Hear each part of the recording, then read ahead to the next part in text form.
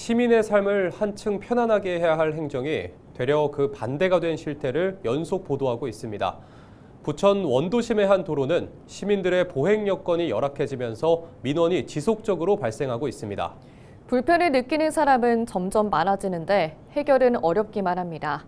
그 현장을 이정아 기자가 취재했습니다.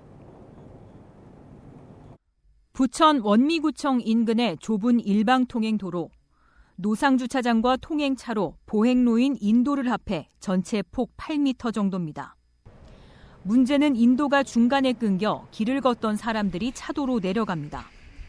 여기는 자동차가 일자로 다 있어. 그러니까 여기 올라가요. 여기 누구요? 인근 주택 건축물이 우후죽순 새로 들어서면서 사유지에 주차장을 비롯한 기반시설을 만들었기 때문입니다. 통행로, 즉 인도는 사라지게 된 겁니다. 인도 같은데 다 주차장을 만들어버렸더라고.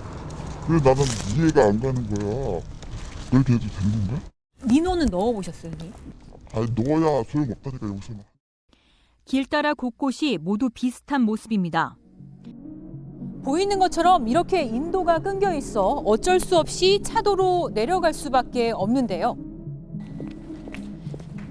200m 정도를 걸어봤는데 원도심 골목길의 보행 환경은 전반적으로 좋지 못합니다. 포기하고 차도로 걷자니 불법 주정차부터 이륜차까지 아무렇게나 방치돼 있습니다. 고령자이거나 보행약자일 경우에는 사고 위험도 높습니다. 다 원래 일로 자전거도 타고 다니고 사람들이 보행했었는데 보행할 수 있는 자리가 없어져 버린 거지. 갑자기 길이 있다가 길이 없어지니까 너무 황당하죠. 개인이 해결할 수는 없잖아요. 본격적으로 민원이 발생한 건 2년여 전. 엄연한 사유지라 지자체가 개입할 법적 근거가 마땅치 않습니다. 건축, 도시계획, 건설, 교통 등 연계된 부서만 많게는 5곳. 문제는 횡단보도 신설 등 이를 대체할 주민 안전 대책을 찾겠다고 했지만 시간만 흘렀습니다. 열악한 보행 환경에 대한 대책 마련 요구에 부천시는 건축허가 심의 시 주민 불편을 최소화하겠다거나 추후 원도심의 도로 등 기반시설이 확보될 수 있도록 하겠다는 등 유사한 원론적 답변을 2년째 내놓고 있습니다. 이 문제에 대안을 삼았더라면 아마 지금쯤은 주민들이 편안했을 수도 있습니다. 그 주변의 도로들을 정리하고 그 장부상에 부천시로 편입을 하거나 어떤 정리가 필요했었어요. 할머니 유모차를 끌고 가다가 도로에 내려올 수도 없어요. 편하게 살고 있는 사람들이 중심이 아니라 어렵게 살고 있는 분들을 기점으로 이 문제는 굉장히 심각하게 생각해야 될 문제. 부천시 민원은 어떻게 처리되고 있을지 정보 공개 청구를 요청했습니다. 한 해 10만 건 안팎.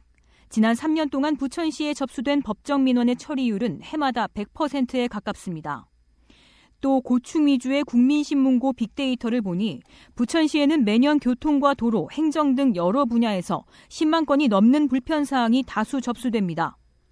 행정의 입장에서는 답변을 하게 되면 일단 처리된 것으로 보기 때문에 고질적 반복 민원에 대한 실제 해결 여부와 연결짓기는 무리가 있습니다.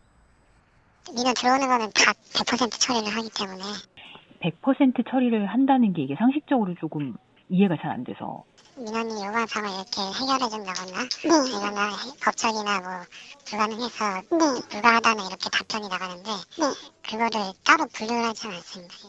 일단 그러면은 답변을 한 것도 다 처리로 보는 거네요. 네, 맞습니다. 단순 통계와 시민이 체감하는 정도가 현실적으로 괴리가 클 수밖에 없는 이유입니다.